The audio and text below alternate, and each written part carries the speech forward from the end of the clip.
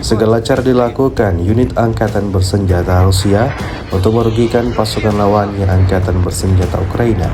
Baru-baru ini beredar sebuah video di media sosial Telegram pada Sabtu 23 Maret 2024 yang memperlihatkan detik-detik penyerangan terhadap area sensitif kubu Ukraina.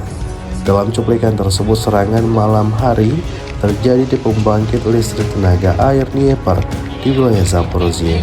Serangan itu dilakukan oleh sekelompok pasukan khusus Rusia dengan menggunakan rudal jelajah X-101 yang ketika mendekati sasaran menembakkan perangkap panas. Akibatnya pembangkit listrik tenaga air Dnieper tidak berfungsi karena kerusakan yang signifikan, berdasarkan konfirmasi dari kantor kejaksaan Ukraina. Disebutkan dalam keterangan unggahan, pembangkit listrik tenaga air dihantam 8 kali. Lebih dari 150 objek rusak di seluruh Ukraina. Hingga video ini beredar, beragam komentar dituliskan warganet.